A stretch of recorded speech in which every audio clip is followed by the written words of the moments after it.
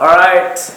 Had a couple questions about this from several different athletes I know over the years, of course, and adults.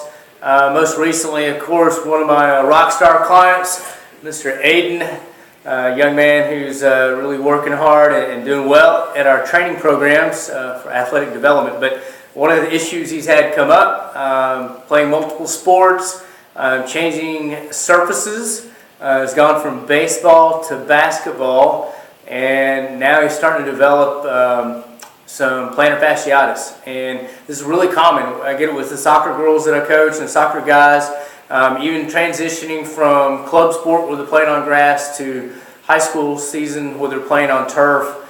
And it's not that they're susceptible to injury with their joints or whatever these days, the turf these days, but the changes in the surface and the changes in the way they use their feet and on the surface creates a lot more tension, and then they start having pain in their shins as a result of it. So I need to just go through a few specific things that I've had players do that really brought them good results. It may not be the end-all, be-all library of things you can do, but this is some resources for you nonetheless. So first thing I would recommend you do is stretch, of course. Stretch your hamstrings a lot. What's odd and amazing in some ways is that as we stretch our hamstrings, you can actually feel it release in the arches of your feet. So one technique that I use a lot is I put one hand above my chest, one hand on my belly.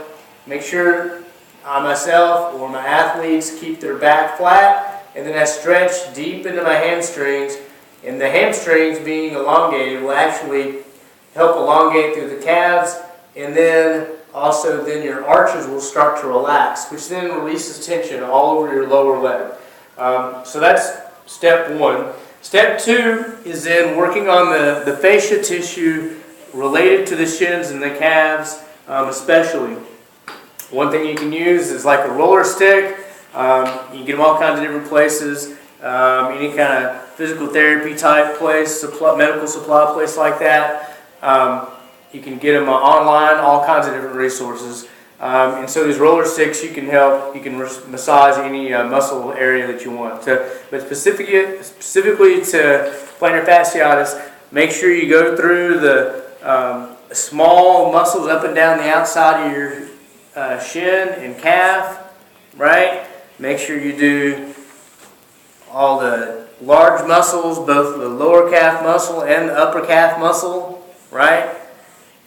You can find all kinds of different tense areas through there. Spend time at it. So one technique is that you roll 2 inches forward, come back an inch, roll 2 inches forward, come back an inch, roll 2 inches forward, come back an inch, and work your way up and down your shin, up and down your calf with that progression, regression, progression, regression.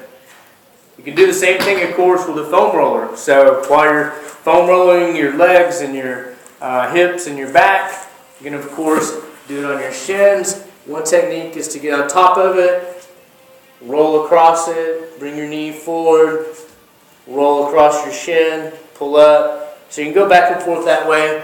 If you don't have a foam roller in this case, you can either go to Walmart, Kmart, just about any place these days has them. Academy Sports does. Get them online, or in a pinch, you can use a rolling pin. Okay, looks kind of like this, except you use it on bread. Or you can use a soccer ball,